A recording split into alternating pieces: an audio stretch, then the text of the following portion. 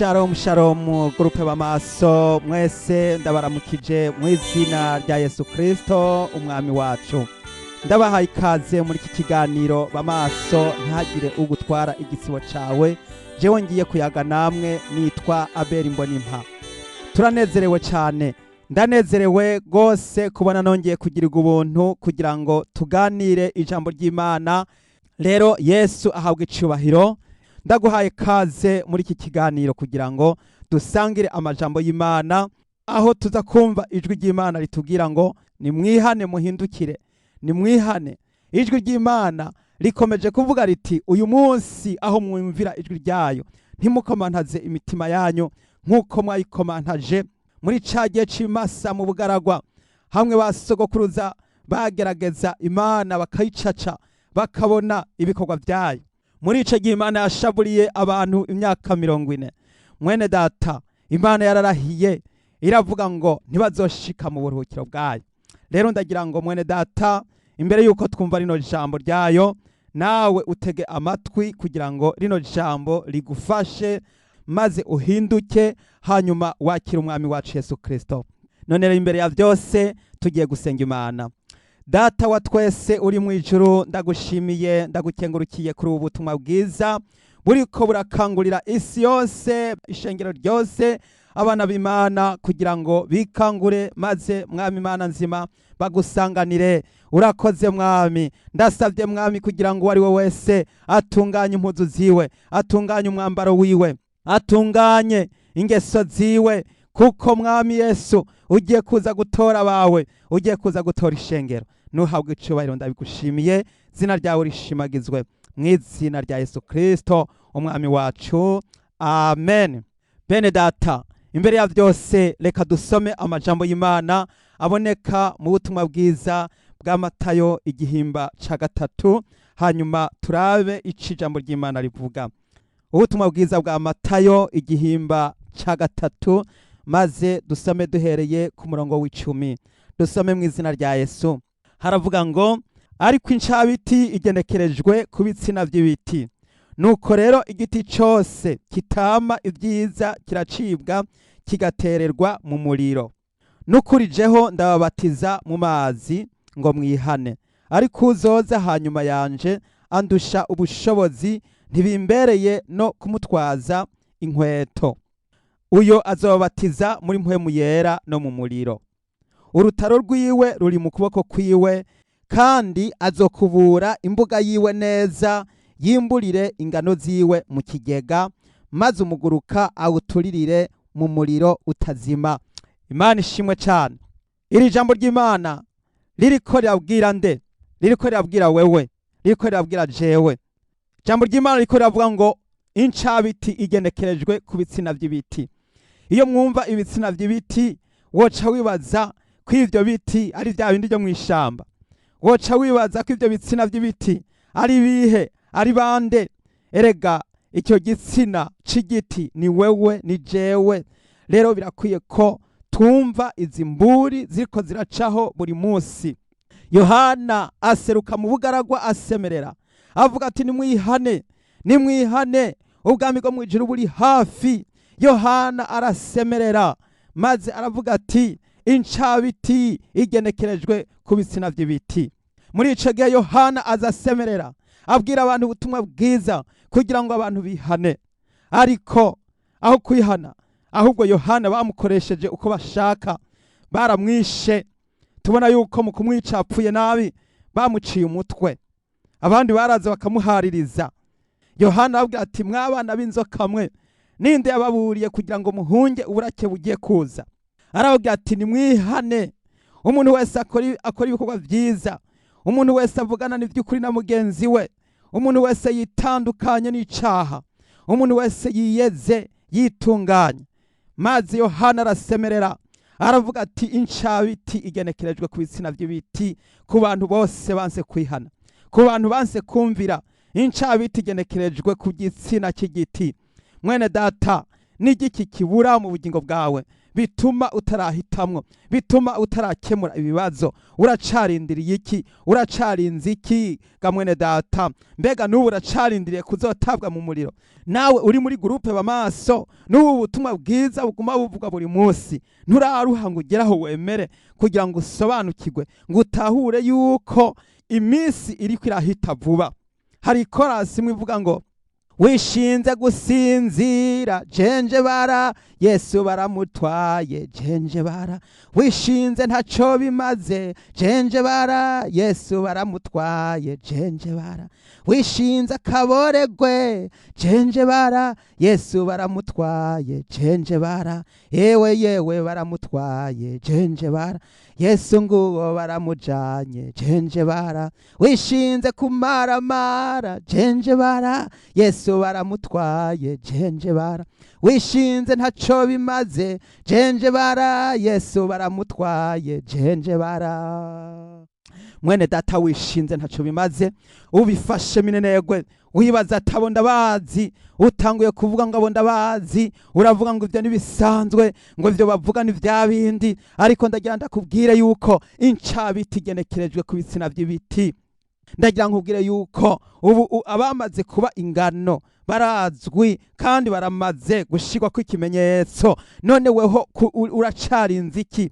Mbega nimba utarashirwa ku kimenyetso urinze kuzogishirwa ko ryari? Ushaka habiki? Mbega n'ubu uracemeza kugira ngo uhite mu kuzogwa mu muriro wa Gehenomu kandi waragiriwe ubuntu? Ese icompa ukumvira ijwi risemerera ririko rirakubwira riti ni wihane bicitwa uyu munsi maze wakira umwami Yesu Kristo. Yesu aragutegereje. Murabona yuko inyabumbi itarugara, murabona yuko uno munsi abantu barashaka kwihana bagasengerwa kandi bakababarirwa maze bakongera kuba ivyaremwe bishasha. None nawe nahawe n'ubu urugi ruracuguruye, n'ubu Yesu Kristo aracateza ibiganza, urugi ntirurugagwa, umunsi gugawe. Mwene data bizaba birangiye. Reka turabe ayandi majambo ariko aratubwira kwihana, ivyakozwe n'intumwa igihimba ca 3 umurongo wa 19. Aya n'ayandi majambo ariko aradukangurira kugira ngo twihane umwanya ukiriho. Haravuga ngo nuko mwihane muhindukire, ivyaha vyanyu bihanagurwe, ibihe vyo guhembuka bibona ingene biza bivuye mu nyonga z'umwami Imana, kugira ngo nayo izitume Kristo yabatoranirijwe kera niwe Yesu. Haleluya. Petero arasemerera avuga ati nuko mwihane. Mwene data, aba bantu barasemereye, Bibiliya irasemerera ngo nimwihane muhindukire. Ijwi ry'Imana ryagushitseko mwene data uri hose, aho winyegeje, aho uri wibaza ngo nta ukubona. Ndagira nkubwire yuko akanyegeri kirabura iyo kari kwibuye girabura ahantu mu mwiza w'umuzitanya, Imana irakabona kandi irakazi. Nubwo ko kunyegeza gute, Imana iba yakabonye. Ndagira ndakubwire niyo woba uri mu mwiza wicura burindi, uri wenyene, wibana mu nzu, uri siribateri, ivyo ukora vyose Imana irakubona kandi iravyandika. Ibintu byose uri kurikoza byose aho uri, Imana byose yabibonye kandi iri kirabishira ku rutonde. Rero nico gituma ntaho ufise winyegeza. Ijambo ry'Imana riratubwira ngo ijisho ry'Imana rirabona, nta hantu ufise ushobora kunyegeza. Naho wo kwihisha mu kuzimu, Imana ukuboko kw'Imana kuriyo ko kukurayo kukagushira hagaragara. Naho kunyegeza munsi y'amazi mu biyaga, Imana iyo gutuma igisamaki kikakuzana nkuko Yona vyagenze, nta hantu ufise wo kunyegeza. Naho wofata ukaronka amababa ukaguruka ukagenda ukagera hariya mwijuru iyo bigwa, ariko naho nyene yo gutuma inkukuma ikagukurayo. Nta hantu ufise wo kunyegeza ijisho ry'Imana. Ahantu hose kw'isi yose, aho woja hose, ikiganza c'Imana kirakubona. Ni wihane bicitwa uyu munsi. Jambo ry'Imana rije kuri wewe kugira ngo ni wihane akanya kakiriho. Nuko rero aya majambo n'amajambo akomeye cyane. Tugarutse gusoma hano muri Matayo igihimba ca 3 umurongo wa 12, haravuga ngo urutaro rwiwe ruri mu kuboko kwiwe, kandi azokubura imbuga yiwe neza, yimburire ingano ziwe mu kigega, maze umuguruka awuturirire mu muriro utazima. Mwene data, iri jambo ry'Imana nta nubwo ari umugani kuko riratomoye. Ngo urutaro ruri mu kuboko kwiwe. Yesu amanutse afise urutaro, aramanutse afise urutaro araje kugira ngo agosore. Kandi ndagira ngo kubwire yuko ubwo rutaro rwaratanguye kugosora. Uno munsi ruko ruragosora mu Burundi, ruko ruragosora mu bihugu byose, muri Afrika, i Burayi, muri Amerika, ruriko ruragosora. Urutaro ruriko ruragosora mu bakozi b'Imana, urutaro ruriko ruragosora mu baririmbyi, urutaro ruriko ruragosora mu basenzi, urutaro ruriko ruragosora mu bakenyezi, ruriko ruragosora mu bubatsi ngo wewe vyanse ko wihangana, wewe vyanse ko wirinda, none akayunguruzo kariko karayungurura kugira ngo ibicengetwa byose bitumugwe n'umuguruka, hanyuma abashikamye baramirize. Mwene data, none wewe ni wewe wahisemo kumuguruka. Ijambo ry'Imana riko rirakubaza, ni kubera iki wahisemo kumuguruka? Uravuga uti sije nabihisemo, niwe wabihisemo. Kubera iki wumva ijambo ry'Imana ugatangura kubifata iminenegwe? Kubera iki wumva ijambo ry'Imana ntuce ufata ingingo ubunyene? Mwene data, ni wewe uzobibazwa, kandi uzobazwa ubugingo bwawe, kuko wanse kumvira, kuko wanse gutahura ico ijambo ry'Imana rivuga. Iri jambo ry'Imana ntabwo ari umugani, ntabwo ari igitito, nta nubwo ari ibisokozo. Ijambo ry'Imana riko riravuga ngo urutaro rwiwe ruri mu kuboko kwiwe, kandi azokubura imbuga yiwe neza. Yesu ariko arakubura imbuga yiwe neza mu mutima wawe. Yesu ariko arakubura imbuga yo kugira ngo wakire ijambo ry'Imana muri groupe b'amaso, muri uru rubuga, kuri runo rubuga. Erega no ngaho mu mutima wawe hari urubuga. Erega ijambo ry'Imana ugomba kuritegurira ikibanza mu mutima wawe, kubura inzu yawe, kubura aho mu nzu, kubura ibintu byose wafashe ukabifata gutyo kugira ngo bikubuze ijuru, byose bikubure mu izina rya Yesu. Kubura, maze ute imyambaro mibi yose uyite muri pubere, uyite hariya hanze mu mwiza, uyite inyuma y'inzu, maze wambara imyambaro yera, imyambaro y'abana b'Imana. Ni witegure, ni ukubura inzu yawe, ni ukubure. Yesu agiye kuza, Yesu ariko araza, Yesu ariko arabwira abavuga butumwa bose ati nimusemerere mubwire abantu, mubabwire yuko ngiye kuza. Yesu yakuntumye ko ariko arambwira ngo nkubwire ngo witegure aho uri hose, umenye ko Yesu ariko arakurondera. Erega nta mikino, kandi nta gutwenga, nta nubwo ari ibintu byo gufyina, kandi ntituriko turakorera amafaranga, nta nubwo turiko turakorera ivyubahiro, ntituriko turashaka abantu batuvuga neza, ntituriko turashaka abantu badukomera amashi, ntituriko turashaka abantu baduhimbaza. Kuko yaba harimo amahirwe Yohana yari kubaho. Yohana yarabivuze, bamuciye umutwe, yarabivuze ntiyaciye ku ruhande. Yaravuze ati ko mwanse kwihana, incabiti igenekerejwe ku bitsina by'ibiti, kuko mwanse kwihana nta kundi muzorimbuka, kandi umuriro urakurindiriye. Kuko wanse kumva ijwi ry'Imana ryaravuze, Yesu yarasemereye, waranse kumva. Abakozi b'Imana barasemereye, waranse kumva. Nta kindi kigisigaye, hasigaye yuko urubanza rucigwa, hasigaye yuko akayungiro kaza kuyungurura.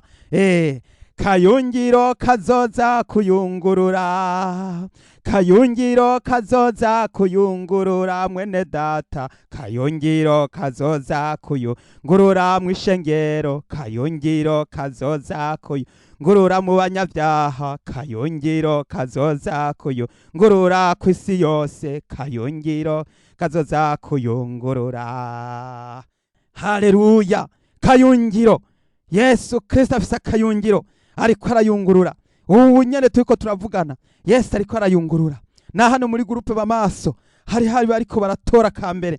Ngo inkoko itora kambere. Burya ngo inkoko mu kuza gufungura neza iza gutora kambere. Rero nawe harakambere watoye iyo uri kuremera ijambo ry'Imana, iyo wumva imburije ugapfuka mugasenga ukihana, erega uriko urayungururwa, maze za mbuto ziba ziko zirinjizwa mu kigega. Erega ntiwibaze ngo bizoba wa munsi w'inzamba, n'uyu bunyene, muri iri joro nyene, muri kino gitondo nyene, akayungiro kariko karayungurura. Ni isaha yawe, n'igihe cawe cyo kugira ngo wemere ubutumwa bwiza, maze wakira ijambo ry'Imana mu mutima wawe, maze wemere guca bugufi, wemere kwihana, maze Yesu akugirire neza.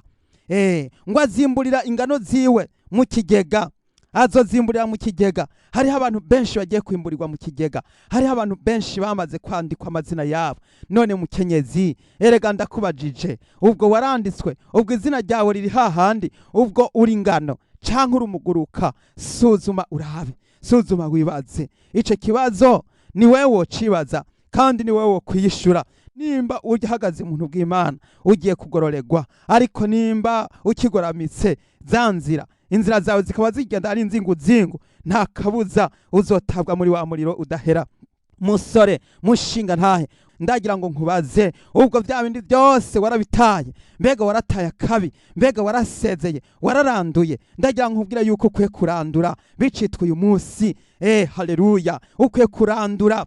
Randura randura satani, randura randura randura satani, randura randura randura igishitsi ca satani, randura randura uburyarya bwa satani, randura randura randura satani, randura randura igishitsi ciwe, randura n'imizi yose, randura randura mwene data, randura igishitsi ca satani, randura vya bindi yakuzanye ko, randura vya bindi byose bwa buryarya, randura icaha cakwizingitiriye ko, randura no munsi ijwi ry'Imana riraje kugira ngo randura vya bindi byose bimwe wa murwanizi yazanye muri wewe, maze wongere kuba icamwa cyari mu gisha, wongere kuba igitegwa cy'umwami wacu kizokwimburirwa mu kigega. Ariko noneho nibitaba bityo, ugiye kuzoranduka, ugiye kuzotabwa muri wa muriro, ngo maze umuguruka awuturirire mu muriro utazima. Erega uyu ntabwo ari umugani, kandi nta nubwo ari igitito. Umuguruka bagiye kuzawuturira, kuko ntacumaze. Umuguruka ntacumaze n'ibihumbwa, nta rubuto rurimwo, none bo ubika ngo bizomara iki? Ndakubajije, umuguruka iyo uri kuragosora, umuguruka wo ubikira nde? Ko utovamwo n'uburo, kutovamwo n'impeke, kutovamwo n'umusururu, umuguruka kutovamwo n'ifu, umuguruka kutazomera, hazoba iki? Nukuturira kugira ngo ureke nukonona isi y'abarundi, ureke konona isi y'abandi. Umuguruka huri ntihamera, aho barunze umuguruka nta catsi kihamera, aho barunze umuguruka n'ahantu haba kahebwe, kandi bitumuka biva mu muguruka birica amazuru, bikica amaso, bikica amatwi, bikica ubugingo bw'umuntu. Umuguruka akamaro kawo no kuwuturira. Abanyabyaha bagiye guturirwa, abanyabyaha bagiye guhona, abanyabyaha bagiye kurimbuka. Mwene data, ni wowe ubarirwa, ni wowe ubwirwa, nahawe kugira ngo hitemo, maze uca urubanza bicitwa uyu munsi. Turangirize ku ijambo ry'Imana mu Baheburayo, Abaheburayo igihimba ca 3 umurongo w'7, haravuga ngo nk'uko mpwemu yera avuga ati, uyu munsi aho mwumvira ijwi ryayo, ntimukomantaze imitima yanyu nk'uko mwayikomantaje mu gihe cyo kuratsa, kuri wa munsi wo kugerageza mu bugaragwa, aho basogokuruza banyu bangerageje bancaca, bakabona ibikorwa vyanje imyaka 40. Nico catumye ngirira umwikomo abico gihe, nkavuga nti bama bazimira mu mitima yabo, kandi ntibamenye inzira zanje. Nk'uko narahiranye uburake bwanje ntibazoshika mu buruhukiro bwanje. Mwene data, Imana yarashavuye, yararakariye Abisirayeli, yararakariye bari abantu yavuze, yabwiye amajambo yayo, ariko baza mu byo kuyihaririza, baza kubyo kuza gutera ayandi majambo.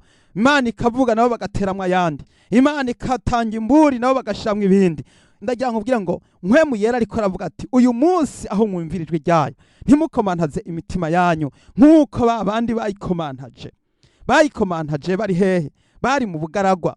Muri ico gihe barahonye, nta numwe yashitse i Kanani, nta numwe yahageze, nta numwe yashitse mu gihugu c'isezerano, kuko bashavuje Imana, baza kwidodomba, baza kwidoga, baza gushavuza Imana.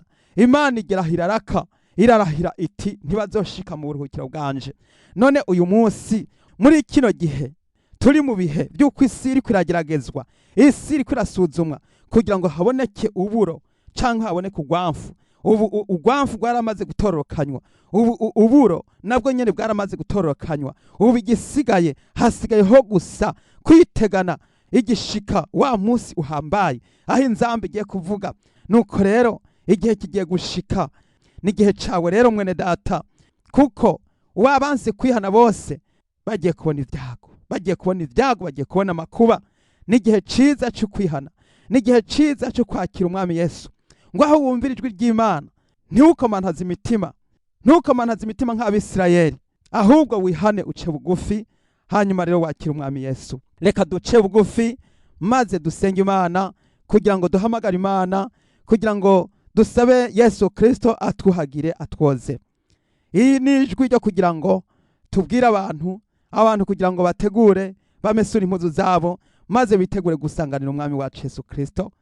Nuko rero tugiye gusenga Imana.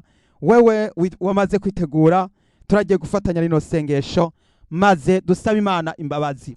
Wewe ushaka kwihana, muri kano kanya urugi ntirurugagwa, urugi ruruguruye. Yesu ateze ibiganza aravuze ati mpamagara nanje ndakwitaba, nkwereke ibikomeye n'ibihambaye. Ijambo ry'Imana riko rirasemera rivuga riti nimuze kuri je mwese abarushe n'abaremerewe ndabaruhura, mwikoreze ingata yanje itababaza n'umutwaro wanje uhahutse, munyigire ko mwese maze muzoronka uburuhukiro bw'imitima yanyu. Yesu aragomba ngo uruhukire muri we. Yesu niwe buruhukiro bwawe kandi niwe mahoro yawe. Yesu niwe azogutsindira ibigeragezo byose mu rugo rwawe, mu bana, mu muryango, eka no mu bindi bigeragezo byose. Yesu niwe gisubizo ku bibazo byose by'izo ngwara ugwaye. Yesu niwe gisubizo ku kintu cyose cananiye abahinga n'abaganga ndetse n'abantu bo mw'isi. Abacamanza barananiwe ndetse n'abakuru barananiwe, ariko harageze yuko wewe ubwawe umwami wawe yakubambiwe ugenda ukamusanga hari igorogota, hanyuma ugapfukama munsi y'umusaraba maze ugasaba Imana imbabazi, hanyuma ukihana. Nuko rero wewe wamaze guca bugufi, tugiye gufatanya rino sengesho. Mwami Imana yacu, data wa twese uri mu ijuru, ndagushimiye gose, ndagukengurukiye cyane kuko ari wowe utugiriye neza, utugaburiye ijambo ryawe mwami ritubwira kwihana, kugira ngo twihane maze twakire kandi twemere ubutumwa bwiza. Hahirwa bumva, hahirwa bakira, hahirwa bemera.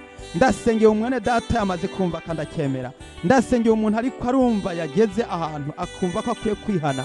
Ndagushimiye kuri uyu muntu mwami wamaze kujanjagura umutima wiwe kugira ngo yemere gukizwa no kwihana. Mwami Yesu umugirire neza, mwami Yesu umuhingure, umugire icare mugisha muri kano kanya, umuhe kwezwa, umuhe gutunganywa. Ndamusabiye yozwe n'amaraso ya Yesu Kristo, amaraso ya Yesu Kristo amubonekeye ko mu izina rya Yesu. Uruwera Mana uragororotse, nuhabwe icubahiro Mana, uruwera nushimwe. Ndagushimiye ku bantu barimo barakizwa, ndagushimiye ku bantu bariko barihana ibyaha, ndagushimiye ku bantu bariko barapfukama munsi y'umusaraba. Mwami aba bantu batariko bararambirwa ndabasengeye, ndasengeye umuntu ntarambirwe, yoye gucika intege, aramirize mu gakiza, aramirize mu rugendo, aramirize mu bikorwa by'Imana.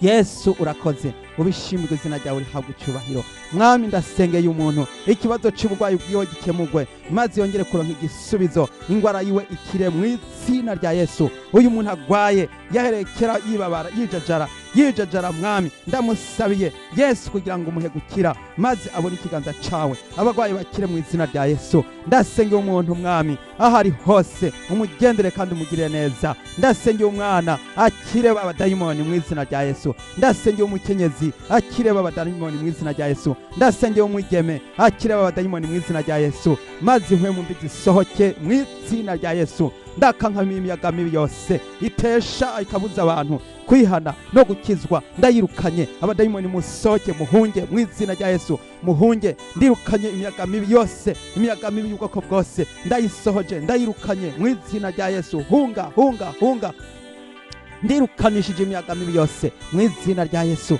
Urakoze Yesu, ndagushimiye. Waravuze ngo muzarambika ibiganza ku bagwayi bakire, muzosenda abadayimoni mu izina ryanje, kandi nimwajya icica ntaco kizobagira. Ndasengeye rero mwami wanje Yesu, abantu bose bafise ibibazo, haba mu rwego rw'umubiri, haba mu rwego rw'umutima, kemura ibibazo byabo mwami, bagenderere, ubahishurire, ubahe kumenya no kumva ijwi ryawe no gusobanukirwa amabanga, batahure n'ibyanditswe byera mu izina rya Yesu. Gendera abakozi bawe, ubahishurire, ubahe kuvuga no kuvugishwa ndetse no kwerekwa ndetse no kuyoboka, bakuyobokere kandi bagutumikire. Ndabigushimiye mwami. Ndasengeye umuririmbyi, uyu muririmbyi ingabire ziwe zarakwamye, nizivyuke, ingabire ziwe nizivuke, maze mwami ahaguruke mwami, akuvugire, akuririmbire, agushingire intahe. Mwami ndasengeye uyu muntu mwami Yesu yifuza gushinga intahe ariko bikanka, ndamweshize mu mwete, ndamuteye mu imbaraga, umuhe gushinga intahe, umuhe kumva yuko akwiye kwatura mwami Yesu urakoze, ndabigushimiye data, urakoze uri Imana. Ndasenga umuntu mwami data buja wera yagize ibibazo bikanka ko yihana, ndamusengeye kwihana, yongere gukizwa, yongere kwikorera umusaraba, maze afata urugendo gukurikire mwami. Uri wera data, habwe icubahiro, vugutira mwami abantu bakeneye kuvugutirwa, maze weze abantu bakeneye kwezwa. Mwami ndasabye babandi bagiye ku nkombe batashatse koga muri rwa ruzi, ndabasengeye. Hariho abantu baberaraye, hariho umugabo yaberaraye yagiye ku ruhande akaja kwirabira gusa nk'uraba agasinema, ndamusengeye kugira ngo yinjire mu mazi, yinjire mu ruzi, yongere kuvogera mu izina rya Yesu. Ndamusabye gusubira koga, ndamusabye gusubira koga. Wewe mushinga ntahe urakeneye gusubira koga mu mazi, wongere koga kuko impuzu zawe ziranduye, niwozwe amaraso Yesu Kristo akoze, maze wongere kuhagirwa. Ndakubwiye ngo usome muri Ezekiyeli 47 hanyuma ubone umugambi w'Imana. Imana yacu agomba yuko woga kuko hariho uruzi rw'amazi y'ubugingo rurakeneye kukoza, nuko wiyuhagire muri urya ruzi mu izina rya Yesu. Hanyuma ubone kwama ivyamwa, usubire kwama ivyamwa. Hari ivyamwa byawe byapfuye byaraboze, ndagusengera kugira ngo ivyamwa byawe bisubire binaguke, bitotahare, ivyamwa byawe bitotahare. Urakeneye gutotahara, urakeneye kwama imbuto zibereye kwihana mu izina rya Yesu. Ndasengera umugabo, uyu mugabo wongere kumunagura, wongere kumuvugurura, wongere kumuhingura. Yari yaragukoreye, arafise ingabire, arafise impano nyinshi. Izo mpano ndazishize imbere zawe kugira ngo zongere gufurugwa mu izina rya Yesu. Urakoze data, izina ryawe rishimagizwe, ndabigushimiye nkenguruka. Urakoze kubikoze, nushimwe nuhabwa icubahiro mu izina rya Yesu Kristo umwami wacu, amen. Mwene data ufise igishinga ntahe cyo kugira ngo ushingire intahe Yesu, na kanya keza ko kugira ngo uturungikire audio y'igishinga ntahe kugira ngo tugisangize bene data. Mwene data ufise umutwaro wifuza ko tugusengera, uduhamagare kugira ngo tugufashe gusenga. Mwene data ufise ikindi kibazo cyose, abagwaye, abakeneye gusengerwa, abafise imitwaro, abakeneye kwihana, mwene data ufise icaha cakwihambiriye ko, ndagira ngo nkubwire yuko ari saha yawe yo kugira ngo ubohoke. Rero ntutebe, uhamagare ku giharuro 1-819 588 ubusa 7 igiharuro 1-819 588 ubusa 7. Mwese ndabifurije amahoro y'Imana. Shalom shalom.